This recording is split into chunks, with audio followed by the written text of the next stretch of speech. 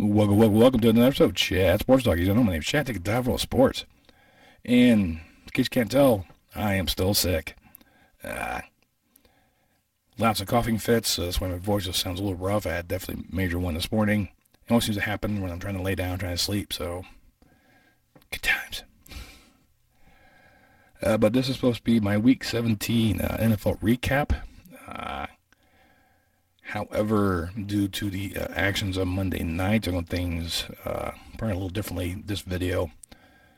And kind of put things in perspective, especially if you actually watch that game. So I'll just start right there. In case you guys have been living underneath the rock, and I guarantee you if you're watching YouTube and you're not,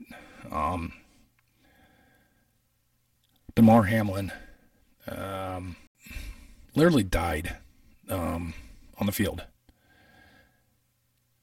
after a routine football play. I mean, T. Higgins hit him, and then he just kind of rotated him on the ground for a tackle. Hamlin got up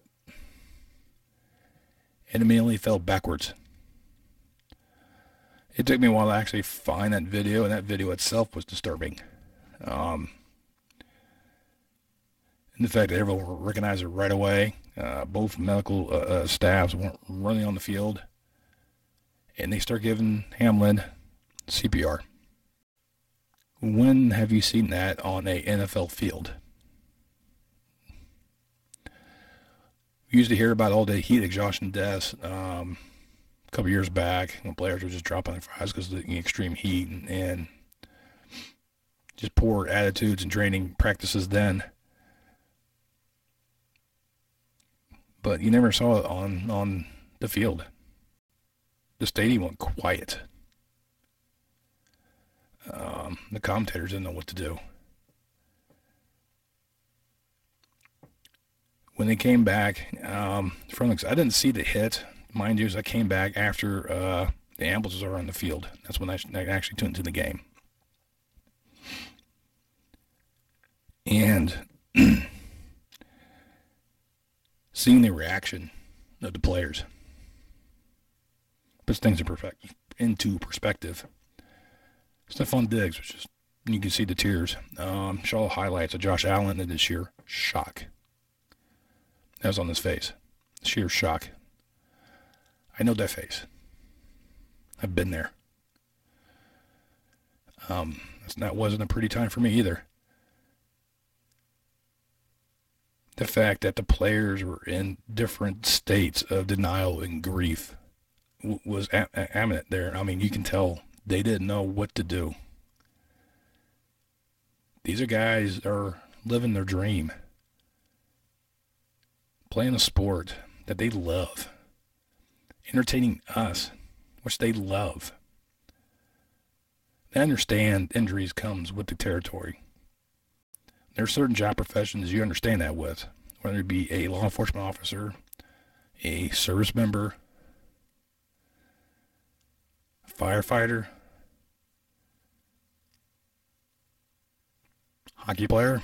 I mean, there are certain sports out there and certain career activities that have a higher risk of injury than others.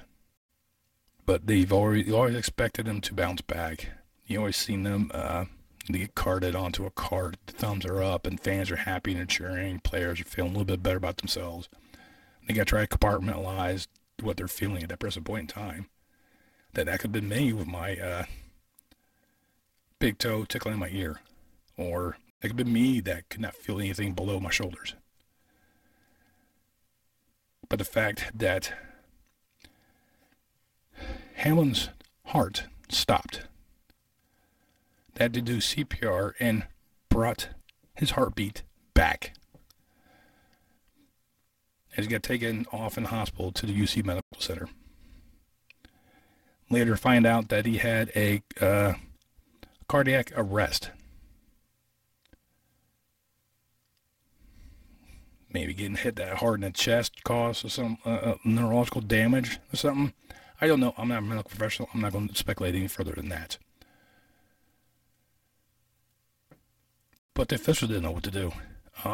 They're trying to treat this as a severe injury and try to give the players enough time to kind of get accustomed back to that. There's no way in hell the Bills were going to play this game. You can see on the bench they were not there. They've already checked out. Their whole purpose from then on out was, what's the status of Hamlin? What's the status of our teammate? Is he going to survive the night? That's their only concern. The fans of the Cincinnati Bengals and the whole community there in Cincinnati were behind it.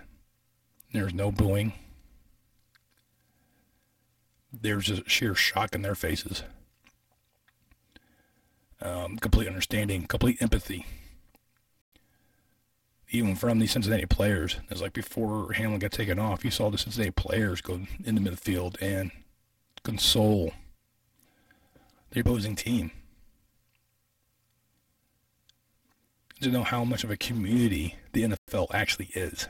Not just within individual organizations, but the league as a whole. Maybe one big dysfunctional family, but you're still a family. And you find camaraderie in that. You find a solace in that. You find comfort in that. So, after a few minutes after Hamlin got driven off, then they decided to put the players back in the locker room. That's when, the league got involved. And they went, you know what? We're not playing today.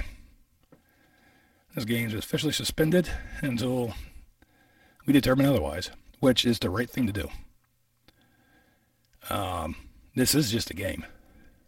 As of right now, time recording this video, there's been no serious changes in Hamlin's condition. He's listed as critical condition, and the fact that his heartbeat had suffered a cardiac arrest on the field, CPR restored his heartbeat, and he was driven to UC Medical Center where he's been listed as critical condition. Almost the entire team's already went back to Buffalo, which is normal things in terms of what happens after a game. You'll check out your hotel and then fly that night.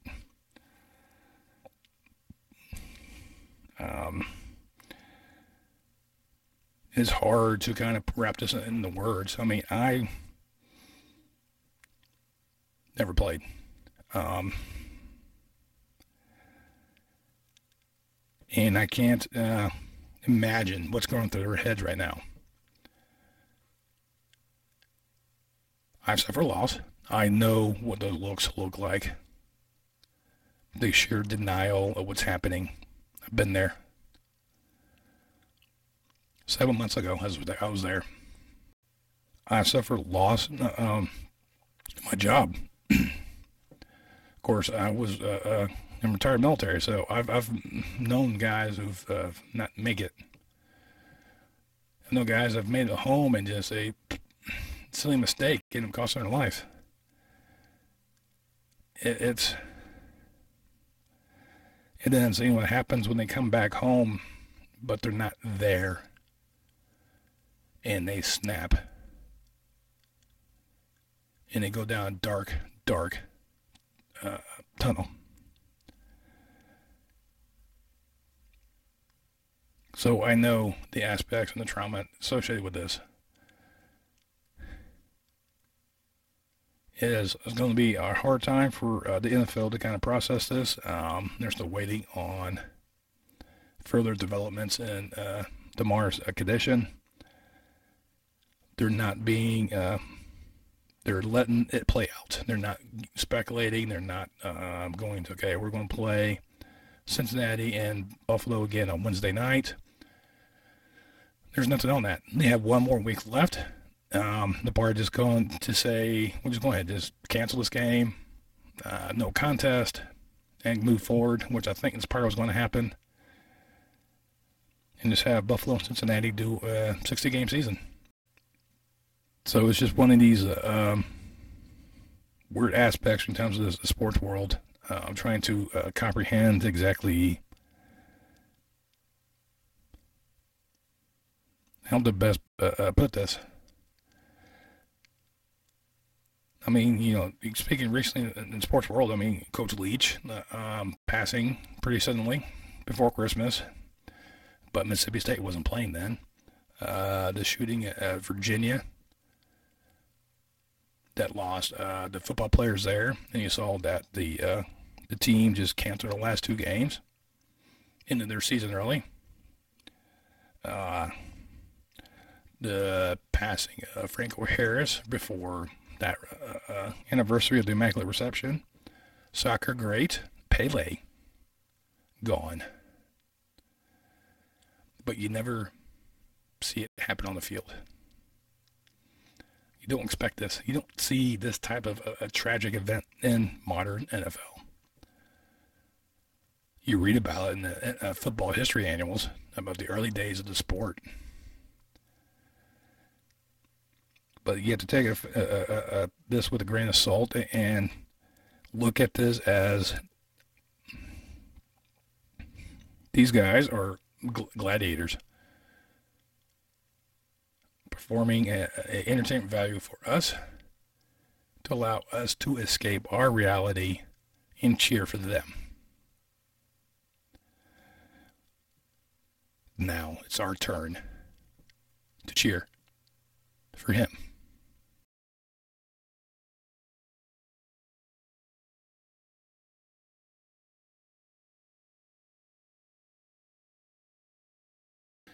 Well, now that I've completely depressed you, I'm just going to go quickly through the rest of the games that happened this past week. Overall, I didn't do very well. And going 9-6, I like these games. I think I tried. Saw things going one way and they went another. We'll start off with last Thursday with the Titans playing host to the Cowboys. And, yeah. Pretty simple. Even though Dallas struggled early, but they were just enough to put up 27 as Dak Prescott almost had 300 yards passing. And the Cowboys cruised past Tennessee 27-13.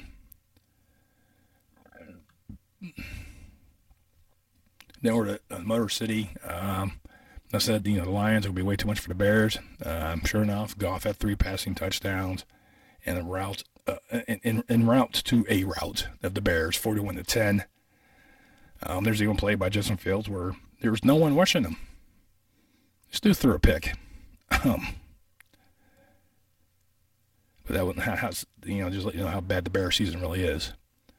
Down there in Atlanta, the Cardinals came to town. I went with the Cardinals, so I figured they had a little bit better possibility of actually doing it. But McCoy didn't play. It was blow, and actually Arizona had a point in time where they were actually up, 19-17. But Young Ho Ko hit a game-winning field goal. That was it. Atlanta wins 20-19. Denver goes into Kansas City under new management for the Broncos, and they actually were trying to battle with Kansas City, battling back and forth, but it was just too much of Patrick Mahomes, over 300 yards passing, 3 touchdowns, including one to McKinnon, who actually had his 5th receiving touchdown in 5 consecutive days, which is pretty historic for him. And the Chiefs were able to hold on and beat Denver 27-24. And then the Dolphins headed to New England. Now, this one I picked Miami, so I thought Tua's playing. Tua's out because of concussions. I'm like, oh, here we go again. Jacoby Brissett, not Brissett. Bridgewater was the starter for the Dolphins. He ended up getting injured. So the third stringer got the pick, but he's actually doing what he could. Very confident quarterback in himself. But it was just too much New England. And they were able to hang on and beat the Dolphins 23-21 to put them in the driver's seat for that last playoff position in the AFC, because they win next week, they are in. The G-Men played host to the Colts. I didn't give Colts much of a chance. They're to the G-Men. They routed them 38-10 as the Giants are back in the playoffs for the first time since 2016. And then we head over to Philadelphia, where Minshew was playing host to the Saints. And I figured Minshew, if he played the same way against Dallas with less mistakes, he should be all right. He played worse. There wasn't much that Minshew can do that was really going to set it up. I mean, it was a fourth quarter play that pretty much sealed the deal. I mean, the Eagles defense stepped up, offense playing around, but Minshew threw an interception deep in his own end. I mean, and then going straight for a pick six, and that was it. The Saints denied the Eagles the chance to clinch anything and beat them 20-10. Then we have Carolina visiting Tampa Bay. This one I went with Carolina. I figured they had the momentum going in there to possibly knock off the Buccaneers off the South throne. And they're doing halfway decent. Sam Darnold was doing enough to put up points, but the rushing attack of Foreman was not there. And Carolina could not take advantage of many opportunities. They did have the 14-10 halftime lead, but you let Tom Brady hang around where he has a chance to come back, it's going to bite you in the ass. And once again, the Tom Brady-Mike Evans love affair reunited on this game as they had 3 touchdowns together.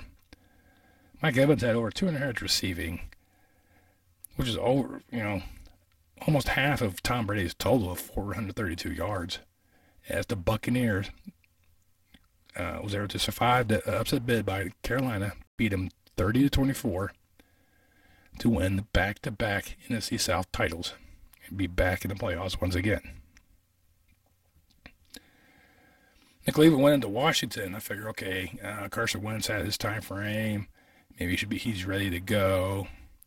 Deshaun Watson still looks kind of rusty. Of course, not playing for 2 years, kind of does that. So I was giving the Commanders a shot. But once again, it's Carson Wentz. And he has the opportunity to clinch a playoff spot. He's going to fail. He did it last year with the Colts.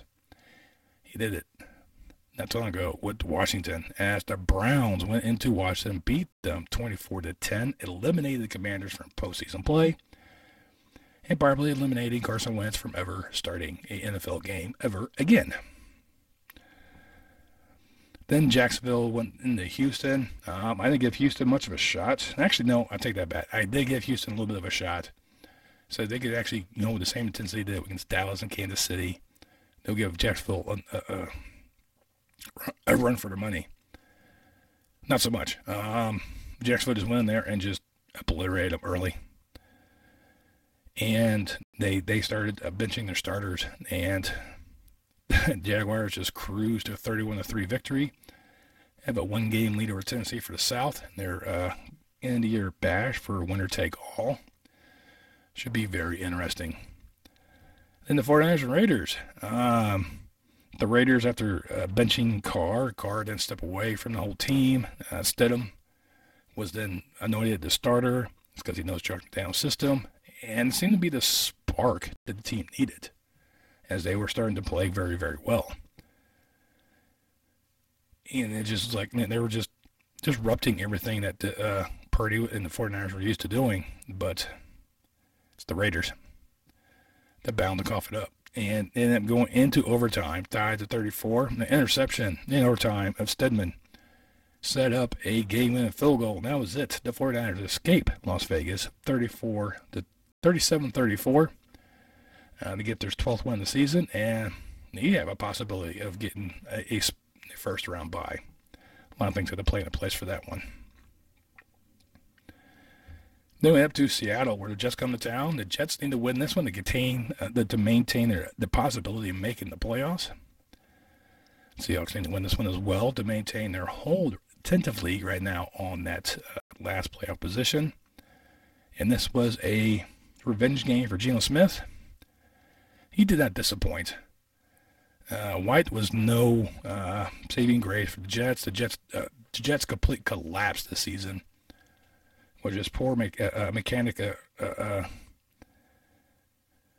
repairs need to be done on the Jets overall, as they were flying way too much, flying high too often. The whole Jets team is now disassembled on the tarmac as the Seahawks. Make sure that beat them 23-6, eliminating the Jets from postseason contention. And then Minnesota visit Green Bay. And I was going, okay, this is Minnesota's chance to get rid of Green Bay. Somebody forgot to tell that to the Vikings. Kirk Cousins looked pathetic in this game. The defense for the Packers are starting to thrive. The running attack for the Packers is what really needs to be concentrated on. And if Green Bay continue this momentum, they're going to be in it, because all they do next week is win, and they're in. Even though right now they're number 3, the 3 teams for that last spot. But the Packers totally annihilated the Vikings 41-17. And it was just a one-sided affair. And like I said, if Green Bay continues this way, they're going to be a dangerous team in the postseason. Battle of L.A. was not going to be much of a showdown. I think it's really going to be a pinpoint, the 2 running backs between Akers and Eckler. You know, Akers had more yards on the ground. He had 123 yards for the Rams, but he had no touchdowns. Eckler definitely found the end zone quite a few times himself. So it was no match. Chargers maintain their winning ways, become the kings of LA, beating the Rams 31-10. And then Sunday Night Football between the Steelers and Ravens. This one actually went with Steelers, because I don't think there's the Ravens team is not the same with Huntley as the quarterback. He's capable. He has shown that, but he is no Lamar Jackson, and you can actually defend against that. And it was just, Pickett was having a hard time most of the game. He couldn't get really much going on this aspect. It wasn't until that fourth quarter, down 13-6, that the Steelers, found ways to make connections. They finally got that touchdown. Najee Harris actually over 100 yards rushing. Also, a Patrick Mahomes play that Kenny Pickett did. They escaped being sacked. Threw it to Najee Harris for the only touchdown. And then there was when Huntley had an opportunity to win this game, threw an interception to Fitzgerald. That was it. The Steelers continued their improbable run. Beat the Ravens 16-13, 8-8, and pretty much giving the North to the Cincinnati Bengals. And the game from Monday night was only halfway through the first before the tragedy struck. So that was it. I went 9-6 last week. Not very good, but that's secondary. What everyone needs to do is, if you're religious, pray. If you're not religious, give your thoughts, give your positive vibes. Whatever your way of helping someone through tragedy, do it. Damar Hamlin actually has a GoFundMe page that he started to, as a kind of a tour drive. His goal was $2,500. It's now reached over $3 million. So if you want to do that, if you want, give to his cause, do so. But let's just hope that nothing serious, or I don't want to say serious, but that Damar Hamlin pulls through. He's only 24 years old. He's older than my daughter, my oldest daughter. He could actually be my son. I mean, just think about it that way. That's someone's baby. Plain simple. I mean, if you're a parent, you know. If you're a child, you know, your parent will call you baby all the time. That's just part of the thing. I hope for the best for him. I really do. I hope he pulls through with nothing else. Just trying to find why he's in the hospital. I hope that is all that it is for him. There's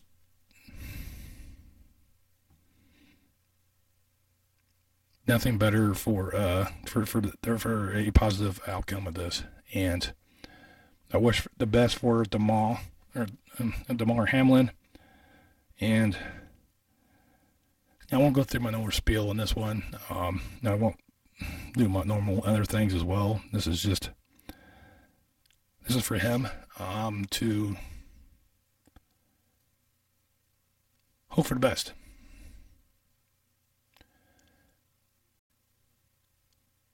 So I'll try to find the link to his GoFundMe page. I'll post it in the description below. Donate if you want. If you don't, that's fine. Like I said, if you're religious, pray for him, pray for his family, pray for his friends. And on that note, I'll see you next time on Chat Sports Talk.